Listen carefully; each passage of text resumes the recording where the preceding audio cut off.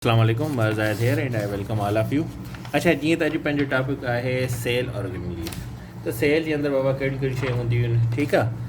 ऐं कल्ह पाण पढ़ियोसीं सेल खे थोरो डिटेल में, अॼु पाण उनखे वधीक उनखे जेको आहे सो डीपली जेको हली करे ॾिसंदासीं त जीअं हिन में को MCQs निकिरे त उहो पंहिंजो रहिजी न वञे। सही आहे। हाणे सेल ऑर्गेनिलीज़ में जेकॾहिं पाण ॾिसूं त पहिरीं शइ जेकी सेल में हूंदी आहे उहा सेल मेम्ब्रेन हूंदी आहे, जेकी ॿरी हूंदी आहे, ठीकु आहे। सेल मेम्ब्रेन खां पोइ साइटोप्लाज़्म आहे, न्यूक्लियस आहे, माइटोकॉन्ड्रिया आहे, गोल्जी बॉडीज़ थींदी आहे, जंहिंखे तव्हां एपरेटस बि चई सघो था, ठीकु आहे। लाइसोसोम आहे, एंडोप्लाज़्मिक रेक्टिकुलम आहे, राइबोसोम आहे, क्लोरोप्लास्ट आहे, सेंट्रोसोम आहे, एंड वेसिल्यूस आहे, ठीकु आहे। हाणे इहे टोटल जेके आहिनि सो सेल जे अंदरि इहे शयूं थींदियूं आहिनि। सही आहे। हाणे इनखे तव्हां हीअं ॾिसो खणी त बाबा हीअ ॾिसो, हाणे ही सेल आहे टोटल, ही सेल जे अंदरि इहे बॉडीज़ हूंदियूं आहिनि, या इहे सेल जे अंदरि इहे शयूं हूंदियूं आहिनि जेके पाण उन्हनि जी सेल ऑर्गेनिलीज़ बि जंहिंखे पाण चऊं था। सही आहे।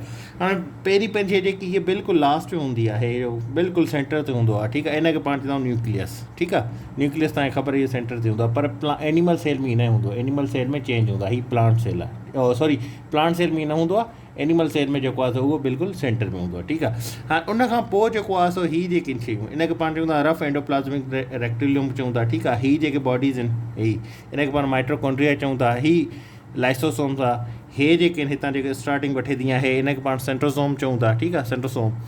हे जेके नंढा आहिनि इनखे पाण गोल्जी वेसल्स चऊं था, या हे टोटल इनखे मिली करे गोल्जी बॉडीज़ बि चऊं था, ठीकु आहे। उनखां पोइ जेको आहे सो हे जेको वारो आहे ही साॻियो, इहो राइबोसोम आहे। उनखां अलावा हीअ ॿरी जेकी आहे सेल मेम्ब्रेन, पाण जंहिंखे सेल प्लाज़्मा पढ़ूं था, सेल मेम्ब्रेन उहो बि चऊं था, प्लाज़्मा मेम्ब्रेन बि पाण जंहिंखे चऊं था, ठीकु आहे। त हीअ टोटल सेल जो जेको आहे सो स्ट्रक्चर आहे एनिमल सेल जो, ठीकु आहे। प्लांट सेल इन खां थोरो डिफरेंट हूंदो आहे, उन में न्यूक्लियस जेको आहे सो ही साइड ते हूंदो आहे, ऐं जेको आहे सो विच में जेको आहे सो उन में लार्ज वैक्यूल हूंदो आहे, ठीकु आहे न, सेंट्रल पोर्शन। बाक़ी हीअ जेके बॉडी थींदियूं चौ तरफ़ हूंदियूं आहिनि, विच में वैक्यूम हूंदो आहे, वैक्यूल हूंदो आहे, सम्झो हिन में विच में कुझु बि न हूंदो। सही आहे। एम्प्टी हूंदो आहे, ख़ाली हूंदो आहे।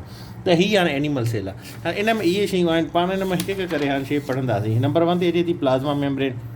हाणे प्लाज़्मा मेम्ब्रेन खे जीअं मां तव्हांखे ॿुधायां थो, प्लाज़्मा मेम्ब्रेन पाण सेल मेम्ब्रेन बि चऊं था। इहा आउटर मोस्ट बाउंड्री आहे, हीअ ॾिसो न, हीअ जेकी बिल्कुलु ॿाहिरीं आहे, ठीकु आहे, आउटर मोस्ट बाउंड्री, इनखे पाण छा था चऊं, सेल मेम्ब्रेन या प्लाज़्मा मेम्ब्रेन, साॻी ॻाल्हि आहे, ठीकु आहे। इहा जेकी आहे सो प्लांट सेल में जेको आहे so it is covered by cell wall. Plant cell में जेको आहे सो इहा कवर हूंदी आहे सेल वॉल खां, ठीकु आहे, जेकी एनिमल सेल में न हूंदी आहे, ठीकु आहे। स्ट्रक्चर पाण जेकॾहिं प्लाज़्मा मेम्ब्रेन जो ॾिसूं त हुन में 4 शयूं हूंदियूं आहिनि जेको MCQs निकिरंदा। कहिड़ी कहिड़ियूं आहिनि, फोसोलिपिड्स आहिनि, ठीकु आहे। उनखां अलावा कोलेस्ट्रोल आहे, प्रोटीन आहे, ठीकु आहे, कार्बोहाइड्रेट्स आहिनि। हे 4 शयूं आहिनि जेके प्लाज़्मा मेम्ब्रेन जे अंदरि हूंदियूं आहिनि। प्लाज़्मा मेम्ब्रेन जो स्ट्रक्चर हूंदो आहे इन 4 शयुनि जो ठहियलु हूंदो आहे। सही आहे। उनखां पोइ अचे थो फंक्शन छा आहे बाबा, हिन हाणे प्लाज़्मा मेम्ब्रेन त पाण पढ़ी वियासीं, ठीकु आहे। हाणे इन प्लाज़्मा मेम्ब्रेन जो फंक्शन छा आहे। सही आहे। हाणे जा इनखे प्लाज़्मा मेम्ब्रेन खे जेको आहे सो फ्लूइड मोज़ेक मॉडल बि चयो वेंदो आहे। हाणे उहो इन करे चयो वेंदो आहे त जेको सेल मेम्ब्रेन जो स्ट्रक्चर आहे, ठीकु आहे न, इहो जेको स्ट्रक्चर आहे इहो सॉलिड न हूंदो, ठीकु आहे, फ्लूइड जो हूंदो आहे, ठीकु आहे। उहो सॉलिड हूंदो आहे न, माना यको पको, जीअं हीअ ॾिसो, हीअ जेको आहे हीअ सॉलिड आहे, ठीकु आहे। ऐं जेको आहे फ्लूइड में उहो हूंदो आहे जंहिंमें थोरो पाणियाट हूंदो आहे या मॉइस्चराइज़र हूंदो आहे, उहो माना सॉलिड न हुजे, ठीकु आहे। त जीअं जेली तव्हां ॾिसंदा आहियो, जेली जेकी आहे उहा सॉलिड न हूंदी, जंहिंजी रबड़ आहे, जीअं चिंगम आहे, इहो सॉलिड न आहे, ठीकु आहे। त हीअ जेको आहे सो जेको प्लाज़्मा मेम्ब्रेन आहे, इहो फ्लूइड मोज़ेक मॉडल इनखे चयो वेंदो आहे, ठीकु आहे। छो त इन जे अंदरि जेको आहे सो सॉलिड न हूंदो, ठीकु आहे। इहो फ्लैक्सिबल हूंदो आहे, हे सम्झण जी ॻाल्हि आहे, ठीकु आहे। ईअं तव्हां सम्झो जीअं वेजिटेबल ऑइल्स हूंदो आहे, उन जी शक्ल में इहो हूंदो आहे, ठीकु आहे। उन ओतिरी हिन जे अंदरि चिपचाहट हूंदी आहे, ठीकु आहे। उनखां अलावा इहो छा थींदो आहे त इहो फ्लूइड में हलंदो रहंदो आहे, ठीकु आहे। इहा जेकी मेम्ब्रेन आहे इहा हेठि मथे थींदी रहंदी आहे, ईअं न आहे त सॉलिड आहे, इहा बिल्कुलु लाइनिंग में हुजे, थिन में हिकिड़ी, ऐं उहा जेको आहे हेॾे होॾे न थिए, न, इहा फ्लूइड शिकल में हूंदी आहे, फ्लोट थींदी रहंदी आहे, ठीकु आहे।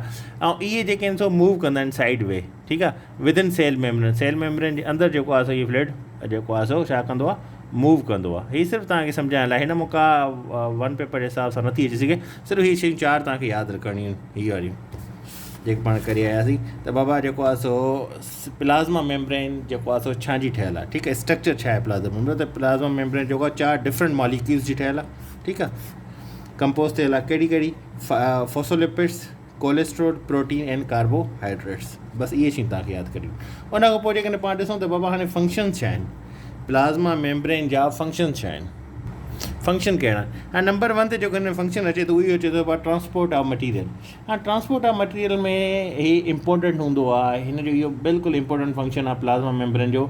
इन में इहो छा कंदो आहे त बैरियर क्रिएट कंदो आहे सेल कंटेंट में, ऐं जो आउटर एटमॉस्फेयर हूंदो आहे, माना हीअ आउटर एटमॉस्फेयर आहे, ठीकु आहे, सेल जो। हिते ॾिसो इन खे जेको आहे सो हिन खां जेको आहे सो अलॻि कंदो आहे, बैरियर मतिलबु हीअ रुकावट खड़ी कंदो आहे, ठीकु आहे। त इहो जेको आहे so it forms a barrier between a cell content and outer environment, सही आहे। इन करे इहो ट्रांसपोर्ट ऑफ मटीरियल खे बि जे लाइ हिन जो मेन इंपॉर्टेंट रोल आहे, सही आहे। हीअ सिर्फ़ु तव्हांखे सम्झाइणु आहे, हिन में 1 पेपर जे हिसाब सां कोई कुझु नथो निकिरे, ठीकु आहे। उन खां अलावा हे छा थो करे, हे डिफरेंशियली प्रीएम्बल मेम्ब्रेन हूंदी आहे, माना तव्हां हिन खे ईअं सम्झो त हे सिलेक्टिव प्रीएम्बल मेम्ब्रेन हूंदी आहे। हे प्लाज़्मा मेम्ब्रेन अहिड़ी हूंदी आहे जेकी सिलेक्टिव सबस्टेंस खे अलाउ कंदी आहे त उहो सेल जे अंदरि वञे, ठीकु आहे। ऐं जेकी उन खां डिफरेंट हूंदा आहिनि उनखे उहो अलाउ न आहे कंदी त उहा उनजे अंदरि वञे, ठीकु आहे। उन खां पोइ छा थो अचे, मेंटेनेंस ऑफ कंसंट्रेशन ग्रेडियंट। हाणे इहो छा कंदी आहे, सेल प्लाज़्मा मेम्ब्रेन इहा रेगुलेट कंदी आहे flow of material and ions खे, ठीकु आहे। ऐं उनखे मेंटेन कंदी आहे हिकु डेफिनाइट कंसंट्रेशन ग्रेडियंट ताईं, ठीकु आहे। त उहो जेको आहे हेठि मथे या बिल्कुलु लो न थी वञे, या बिल्कुलु जेके लिपिड्स सॉल्यूबल आहिनि उनजे अंदरि उहे बिल्कुलु हाई न थी वञे, ठीकु आहे। उन खां अलावा transmission of nerve impulse, transmission of nerve impulse. हाणे नर्व इम्पल्स में तव्हां जेके ॾिसो इन में छा आहे त सेल मेम्ब्रेन में जेके न सो न्यूरॉन्स हूंदा आहिनि, नर्व सेल्स हूंदा आहिनि, जेके पाण अॻियां पढ़ी आहिनि न्यूरॉन छा हूंदा आहिनि, नर्व सेल्स हूंदा आहिनि, उहे ट्रांसमिट थींदा आहिनि। ऐं नर्व इम्पल्सिस हूंदियूं आहिनि जेके आहे सो उहे पार्ट हूंदियूं आहिनि उन बॉडी जूं जेके हिकु बॉडी खे ॿिए बॉडी खां कनेक्ट कंदियूं आहिनि, ठीकु आहे। इहे कोऑर्डिनेट कराईंदा आहिनि, ठीकु आहे। सेल मेम्ब्रेन जेको आहे बॉडी जे मुख़्तलिफ़ हिसनि में या मुख़्तलिफ़ सेल जी पाण में कोऑर्डिनेट कराईंदी आहे, ठीकु आहे। ट्रांसमिशन ऑफ नर्व इम्पल्सिस बि हिन जो हिकिड़ो फंक्शन आहे, ठीकु आहे। उन खां पोइ अचे थो साइटोप्लाज़म।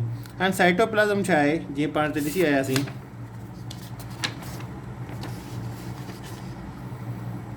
हीअ सॼो, ठीकु आहे। हिन जे अंदरि जेको आहे सो पाण घणो हिकिड़ो मिंट सिर्फ़ु, हाणे हीअ ॾिसो, हीअ प्लाज़्मा मेम्ब्रेन आहे, इन खां जेको हेठि जेको आहे हीअ जेको हिन खे छा थो करे त इहो लिविंग कंटेंट हूंदो आहे जंहिंखे पाण प्रोटोप्लाज़म जे विच में ऐं जेको आहे सो प्लाज़्मा मेम्ब्रेन जे विच में हूंदो आहे, ठीकु आहे। प्रोटोप्लाज़म एंड छा चइबो आहे, प्रोटोप्लाज़म एंड प्लाज़्मा मेम्ब्रेन जे विच में हूंदो आहे, हिन खे पाण साइटोप्लाज़म चऊं था, ठीकु आहे। हाणे साइटोप्लाज़म छा आहे, इहो लिविंग कंटेंट हूंदो आहे बिटवीन प्रोटोप्लाज़म एंड प्लाज़्मा मेम्ब्रेन, ठीकु आहे। ऐं जेको आहे सो न्यूक्लियस जेको हूंदो आहे उनखे पाण न्यूक्लियस इज़ साइटोप्लाज़म। हिन खे तव्हां खणी ईअं सम्झो हिकिड़ो त बाबा हीअ जेकी मेम्ब्रेन आहे न, प्लाज़्मा मेम्ब्रेन, इन जे हेठां जेकी हीअ जेको आहे बॉडी आहे, ठीकु आहे, इन खे पाण साइटोप्लाज़म चवंदा आहियूं, सही आहे। एतिरो बसि हिन खे ज़हन में रखी छॾियो। हाणे उन खां पोइ पार्ट्स ऑफ साइटोप्लाज़म में कहिड़ा अचनि था। हाणे साइटोप्लाज़म जे अंदरि जेकॾहिं तव्हां ॾिसो त इन खे ॿिनि शयुनि में पाण डिवाइड कयूं था, ठीकु आहे। हिकिड़ी जेको आहे सो जीअं हाणे लेट सपोज़ हिन खे हिकु दफ़ो तव्हां ॿीहर हिन खे ज़हन नशीन कयो त बाबा जेको लिविंग कंटेंट हूंदो आहे प्रोटोप्लाज़म जो between plasma membrane and nucleus is cytoplasm, ठीकु आहे। हीअ प्लाज़्मा मेम्ब्रेन आहे, ठीकु आहे, ऐं हीअ न्यूक्लियस आहे। हीअ जेको अचे थो हीअ सॼो हिन खे पाण साइटोप्लाज़म चऊं था, सही आहे, क्लियर। हाणे साइटोप्लाज़म जेको आहे सो उहो ॿिनि शयुनि में डिवाइड आहे, हिकु ऑर्गेनिलीज़ जेके आहिनि सो उन में, ठीकु आहे। उन में जेको आहे सो जेकॾहिं तव्हां ॾिसो त हिकु ऑर्गेनिल, हाणे ऑर्गेनिलीज़ में कहिड़ियूं कहिड़ियूं शयूं अचनि थियूं, जीअं हे तव्हां ॾिसो अंदरि त कहिड़ियूं कहिड़ियूं शयूं अचनि थियूं, लाइसोसोम्स अचे थो, सेंट्रोसोम अचे थो, माइट्रोकॉन्ड्रिया अचे थो, गोल्जी बॉडी अचे थो, गोल्जी वेसल्स अचनि था, उन खां अलावा राइबोसोम्स अचे थो, सेल मेम्ब्रेन त ॿाहिरि थी वञे, ठीकु आहे। स्मूथ जेको एंडोप्लाज़मिक रेक्टिकुलम अचे थो, इहो सॼो जेको आहे सो उन जे अंदरि आहे। त हीअ जेको प्लाज़्मा मेम्ब्रेन आहे न्यूक्लियस जे विच में जेकी शइ ईंदी आहे हिन खे पाण साइटोप्लाज़म चवंदा था। इहे इन जे अंदरि जेकी बि शइ मौजूदु इहे इन जो हिसो आहिनि साइटोप्लाज़म जो, ठीकु आहे। हिकु त इन जे अंदरि ऑर्गेनिलीज़ हूंदियूं आहिनि, ॿियो छा आहे उन जे अंदरि में साइटोसोल हूंदो आहे। हाणे साइटोसोल जेको आहे इहो सॉल्यूबल पार्ट ऑफ जेको आहे सो साइटोप्लाज़म हूंदो आहे, ठीकु आहे। त इन जे अंदरि जेको आहे सो ईअं तव्हां सम्झो त इहो ग्राउंड जेको सबस्टेंस हूंदो आहे सेल जे अंदरि, जीअं हे ॾिसो था न, हीअ जेको ख़ाली जॻह आहे, ठीकु आहे, इहो ग्राउंड सबस्टेंस, इन खे केमिकली जेको आहे सो इन में 90% वाटर हूंदो आहे, ठीकु आहे। इहो साइटोसोल्स जे अंदरि हूंदो आहे, ठीकु आहे। ऐं इहो कंटेन कंदो आहे फंडामेंटल मॉलिक्यूल जेके बि सेल जा आहिनि उहे सॼा इन जे अंदरि हूंदा आहिनि, ठीकु आहे। इन जे अंदरि ट्रू सॉल्यूशन बि थींदी आहे, कोलोडियल सॉल्यूशन बि थींदी आहे, ठीकु आहे। सोल बि थींदो आहे, जेल बि थींदो आहे। सोल जेको आहे उहो नॉन विशियस कोलोडियल सॉल्यूशन हूंदो आहे, ठीकु आहे। सॉलिड जेको हूंदो आहे उहो पेरीफेरियल पार्ट ऑफ सेल हूंदी आहे, ठीकु आहे, जेकी जेली टाइप जो हूंदो आहे। त इहो एतिरो इंपॉर्टेंट न आहे वन पेपर जे हिसाब सां, सिर्फ़ु तव्हांखे इहे शयूं ज़हन में रखियूं त साइटोसोल कहिड़ो हूंदो आहे, ठीकु आहे, ओरिजिनलीज़ कहिड़ी हूंदियूं आहिनि, साइटोप्लाज़म कहिड़ी शइ जो हूंदो आहे, प्लाज़्मा मेम्ब्रेन खां वठी करे न्यूक्लियस जे विच में जेकी बि शयूं आहिनि उहे साइटोप्लाज़म जे अंदरि थियूं अचनि, ठीकु आहे। उन खां पोइ अचे थो फंक्शन्स। त हाणे बाबा फंक्शन छा आहे? फंक्शन जेको हिन में जेके हिन खे पाण ॾिसूं त हिन में जेको मेन हिन जो फंक्शन अचे थो उहो अचे थो त पोइ साइटोप्लाज़म जेको आहे सो उहो स्टोरेज हाउस आहे। जेके भी मोस्ट ऑफ दी कंपाउंड्स हूंदा आहिनि लाइक स्टार्च, इहे सॼा जेको आहे सो स्टोर थींदा आहिनि अची करे छा में, साइटोप्लाज़म में। ठीकु आहे। उन खां अलावा छा आहे त जेके कुझु मेटाबॉलिक जेके प्रोसेस आहिनि, मेटाबॉलिज़म पाण डिटेल में पढ़ी आया आहियूं, हुनखे वधीक ॿीहर रिविजन करण जी या ॿीहर ॿुधाइण जी ज़रूरत न आहे। त जेके बि मेटाबॉलिक प्रोसेस आहिनि लाइक ग्लाइकोसिस, ठीकु आहे, या ब्रेकिंग ऑफ ग्लूकोस, उहे जेको आहे सो साइटोप्लाज़म में ई थींदा आहिनि। सही आहे। उन खां पोइ साइटोप्लाज़म जेको आहे सो हिनजे अंदरि इलाही जेको आहे सो सेल्स हूंदा आहिनि। ठीकु आहे। जीअं माइट्रोकॉन्ड्रिया थी वई, पाण पढ़ी आयासीं पोइ बि, गोल्गी बॉडीज़ थी वई, एंडोप्लाज़म रेक्टिकुलम थी वियो, लाइसोसोम थी विया, इहे सॼा जेको आहे सो साइटोप्लाज़म जा ऑर्गेनेलीज़ हूंदा आहिनि। सही आहे। उन खां अलावा जेकॾहिं पाण हिनखे वधीक ॾिसूं त साइटोप्लाज़म जेको आहे सो इहो स्ट्रीम मूवमेंट शो कंदो आहे। ठीकु आहे। साइटोप्लाज़म शोज़ स्ट्रीमिंग मूवमेंट। ठीकु आहे। हाणे स्ट्रीमिंग मूवमेंट एक्टिव जेकी मास मूवमेंट हूंदी आहे साइटोप्लाज़म जी, मतिलबु जेकी बिल्कुलु हरकत में हूंदो आहे साइटोप्लाज़म, ठीकु आहे, उहा जेको आहे सो मूवमेंट जेको आहे सो साइटोप्लाज़म जी जो ई फंक्शन आहे। ठीकु आहे। इहो हुयो साइटोप्लाज़म। सुबुह जेको आहे सो सुभाणे पाण न्यूक्लियस आहे, उन खां पोइ अॻिते वधंदासीं। अॼु हे ॿ तव्हां लाइ इंपॉर्टेंट हिनखे ज़हन नशीन करे छॾियो। हिनखे बसि ईअं ई सम्झो त उहा जेका अॼु पाण पहिरीं शइ पढ़ींदी ही सेल मेम्ब्रेन, जंहिंखे प्लाज़्मा मेम्ब्रेन चऊं था, हीअ बि जेको सॼो हिसो आहे न्यूक्लियस ऐं प्लाज़्मा मेम्ब्रेन जे विच में, हिनखे पाण छा था चऊं, साइटोप्लाज़म, जंहिंजे अंदरि हे ऑर्गेनेलीज़ हिन जूं अचनि थियूं। ठीकु आहे। अॼु पाण जेको आहे सो प्लाज़्मा मेम्ब्रेन पढ़ीसीं एंड न्यूक्लियस पढ़ियोसीं, सॉरी साइटोप्लाज़म पढ़ियोसीं। सुभाणे जेको आहे सो पाण हिनखे वधीक हलाईंदासीं।